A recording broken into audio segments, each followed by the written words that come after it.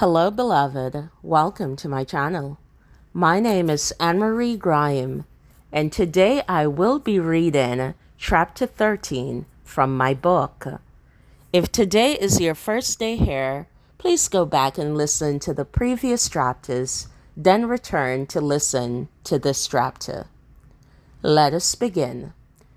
Dreamer, purpose lost, purpose found. One Girl's Quest to Restore Humanity. Written by Anne-Marie Graham. Published June 2022. Chapter 13. Dreamer's Legacy. It has been 50 years since Dreamer first set foot in the New World, and a whole lot has changed, except her timeless beauty.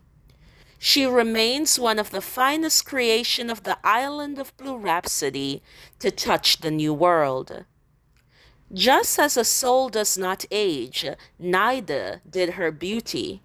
Her hair, however, became as white as wool. Many say it was a symbol of the gift of wisdom given to her by the purpose giver. Dreamer's selfless work for the land led to many awards and honor, but outshining them all was the school she founded.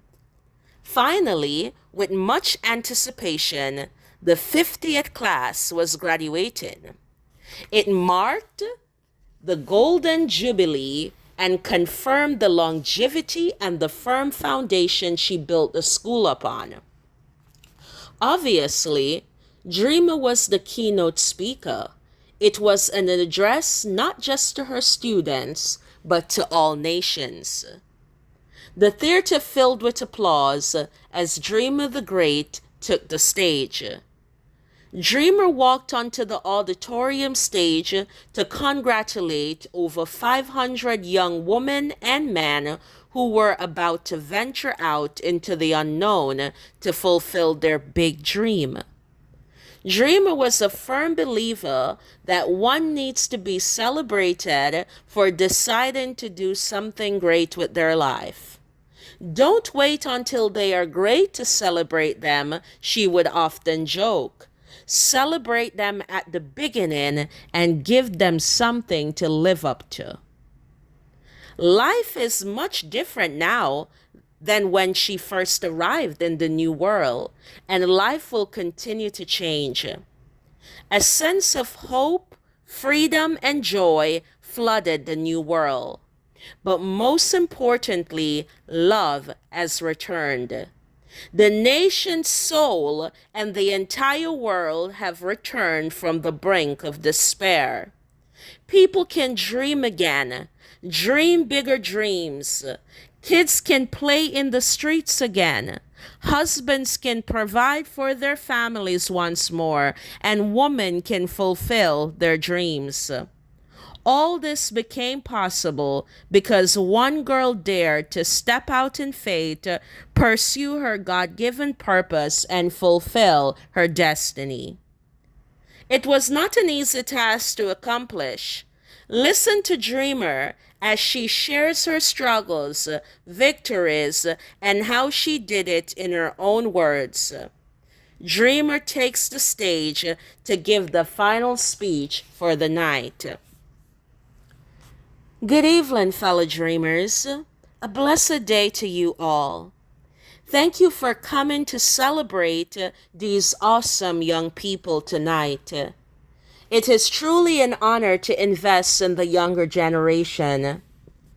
Tonight, I also want to thank the purpose giver for choosing me for this life, this purpose, and this mission.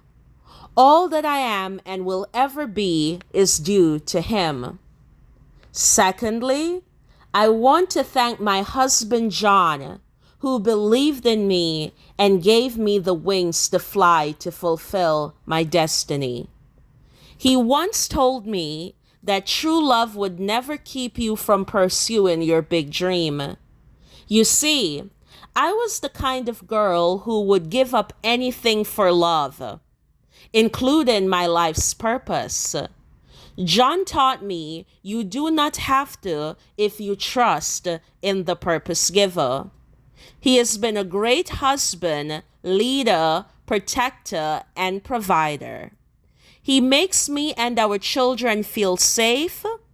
Speaking of the children, who, by the way, are now adults, I want to thank our amazing blessings, Tabitha, Michael, and Shiloh. They understand the sacrifices we make. We also want to thank their children for being here today with them. From the bottom of my heart, I want to thank the headmaster, board of directors, and teachers for their relentless effort in making this school a success. When I started the school many years ago, I knew it would do well, but never to the extent where it would become the model, the standard for others to follow. It truly is a trendsetter. So again, thank you all for being here. But most importantly, we want to thank the students for believing in the purpose giver and themselves. Earlier tonight, I was asked a sincere question as to how I was able to help transform a nation that was on the brink of ruin because of the giant of fear and darkness. He caused a major plague that resulted in a chaotic world filled with poverty, moral decline, social unrest, and economic hardship, and a breakdown in the family unit. Well, it is no secret, but here we go. The purpose giver shared something fundamentally important with me, and this is it. Apart from the family unit, the number one and most influential sphere of influence in the world today is media, our radio and print publications. Before I arrived in the New World, I had no idea radio or print existed. I quickly realized, however, the giant of fear and darkness exploited that media to plant limiting and negative beliefs in people's subconscious mind. The thing is this, men become what men think about. Radio for one was constantly broadcasting negativity. It's as though people were hypnotized to follow the path of destruction instead of the path of life. As a result, people began losing trust in their institutions. Crime and violence were increasing in the New World at an alarming rate when I got here. The number one contributor to this was media. Why? Because people were programmed in the negative. Written and audio tools were manipulated to promote senseless killings, sex, and violence. Contributing greatly to this decline was the city of Edenism, where most of these radio programs and prints were produced. The city of Edenism cried daily that they wanted to see a change in the New World, but they were not willing to become the very change they wished to see. Instead, every colosseum in the city was filled with lawlessness. Knowing that the purpose giver called me to media, I had a vision in my heart of what the new world could become and how I could use the same tools for the glory of the purpose giver. I knew we could use these tools to transfer wisdom and promote healthy relationships, not to spread lies, fear, and violence. Despair had the most power to do great good in the world, but instead it was being used for evil. One day, I dared to request a meeting with the leader of the new world, King Azusa. After all, I helped defeat one of their biggest enemies, the giant of fear and darkness, that crippled and paralyzed so many people on both sides of the East Gate. I shared a step by step plan with him to reform this great country. This plan that I presented to the king had several different layers. The first layer was to reform arts, radio, and the printing press. It took a lot of work, but we changed everything from the very root. Owners of the printing presses, Colosseum, and radio stations were encouraged through incentives to follow guidelines not to promote fear, but rather truth, wholesomeness, and positivity. Everyone had a responsibility to speak life and not death. Statistics prove our concept worked as melancholy, civil dispute, and lawlessness significantly decreased. The second layer we tackled was the family unit. We established training centers all over the country to reform young mothers and single mothers. We had camps that taught men how to love, protect, and lead their families. We had self-esteem centers for the young people that helped them know their worth. Things are looking up. Stage 3 of the Reformation created a brand new economy. The king and his economists dedicated their energies, skills, and talents to developing a new system of banking and spending, one backed by gold, God's money. Greed and excess were kept in check with an honest money system restrained by gold, which limits deficit spending, inflation, and debt, are thus kept in check.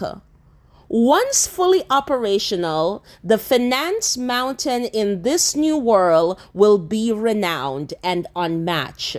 Working together, we have also transformed sports, arts, education, and religion. And still, the work is not finished because the next generation of dreamers will do even better.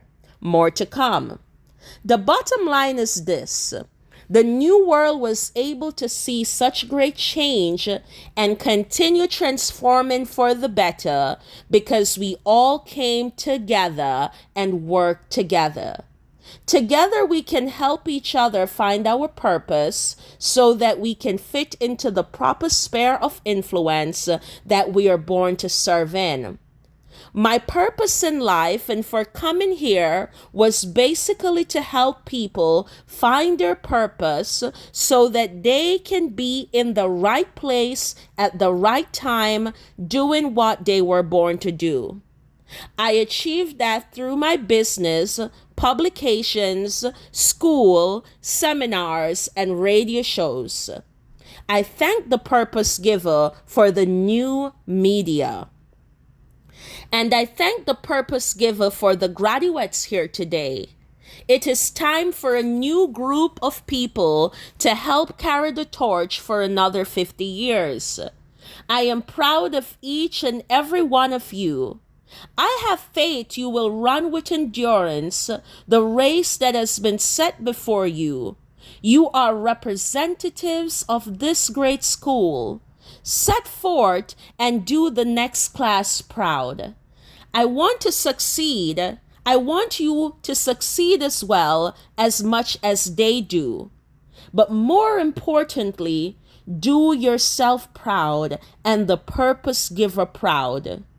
Do not grow weary in doing your work, because in due season you will reap if you do not faint. Remember, as with all things, many eyes and huge expectations will be upon you. That makes your task a challenge, but one you have been trained to overcome. Leave here in confidence with the skill set and values that your mentors and teachers have instilled within you. You will not fail with that powerful set of tools in your box and faith in your heart. I believe in you. Beloved young people, as we close out the evening, we wish you well and send you off with big love on your respective journeys to pursue your big dream. Find your treasure, live out your life's purpose, and fulfill your destiny.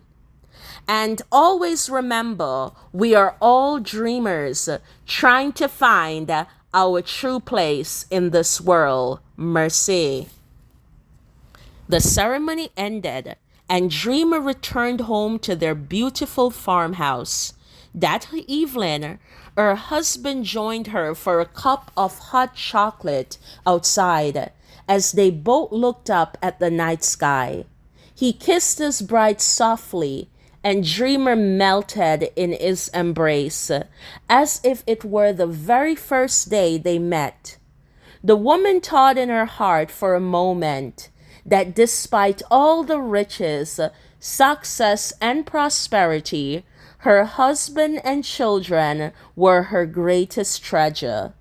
Life is good, she thought, as she smiled and leaned over to kiss off some of the chocolate that drizzled on John's lips. Thank you, beloved. That was the end of chapter 13, Dreamer's Legacy. Stay tuned tomorrow for one final part of my book, Dreamer, Purpose Lost, Purpose Found, One Girl's Quest to Restore Humanity, written by Anne-Marie Graham, published June 2022. Beloved, I encourage you to share this book with a friend, a neighbor, a family. Share it with somebody important. Share it with somebody with influence. Make sure you listen to every single chapter in this book because it will truly help you to find your purpose, develop your character, prosper in your purpose, and ultimately have an amazing legacy. I am Anne-Marie Graham. God bless you.